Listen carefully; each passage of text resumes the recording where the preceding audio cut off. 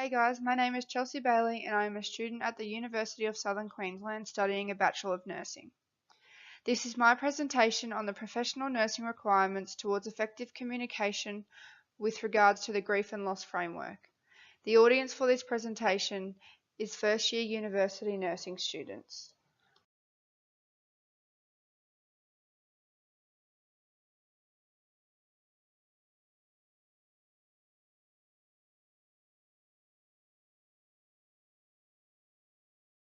Over this semester, I have learnt that understanding the grief and loss framework has allowed me to improve my documentation of nursing progress notes, including verbal and nonverbal communication skills. Communication tools that are appropriate for nursing progress notes can be AIDIT, which acknowledges the patient, allows an introduction of yourself and an explanation of the procedure of care, along with the duration of stay. SOAP allows nurses to organise information in an ordered system.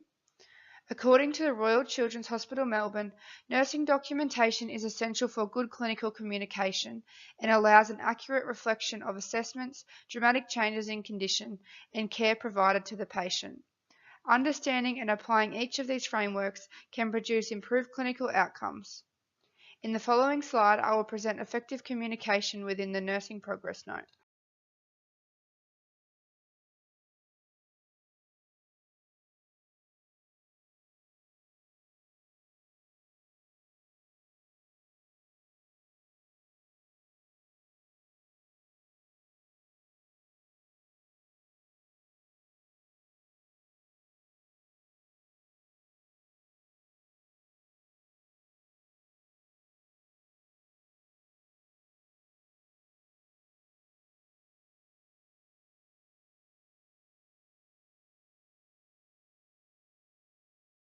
Accurate documentation of progress notes and effective communication are integral to the improvement of patient outcome and providing continuity of appropriate care.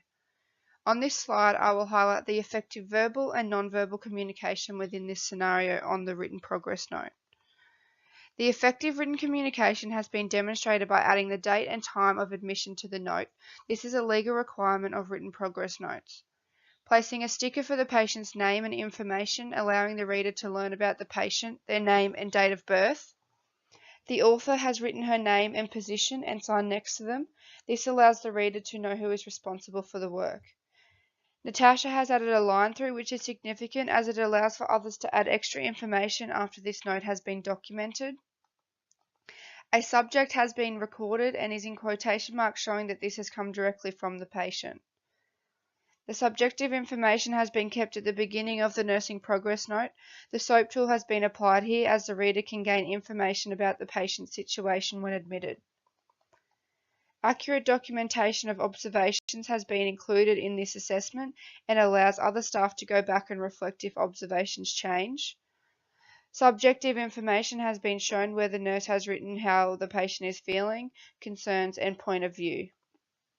Objective information has been displayed when the nurse has documented the observable signs that the patient is physically displaying. A plan has been formulated stating that the patient has been reviewed by the aged care assessment team. In this nursing progress note, the AIDIT tool has been documented as an explanation has been given to the patient about his immediate care and long-term care, and consent was gained. In this progress note, there are a few things missing. The nurse admitting this patient did not provide any intervention or support to the patient. The nurse also did not write if the patient remained in the same state or if his observations or care had changed during the shift and how he responded to this care.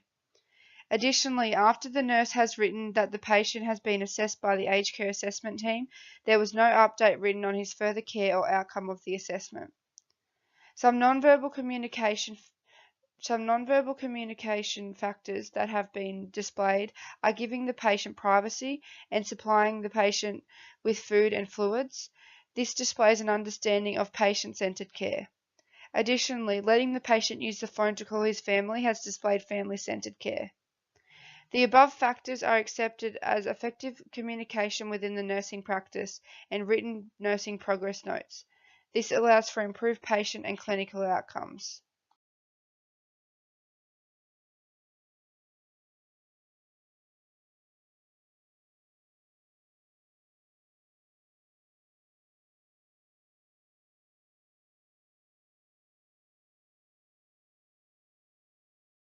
Applying the grief and loss framework to scenario 1.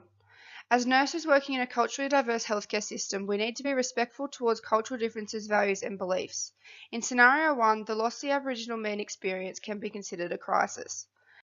Cherry claims that a crisis is a person's reaction to an unexpected event which is unbearable and exceeds the person's current coping mechanisms. The death this man experienced was unexpected and involved a very close loved one, his wife.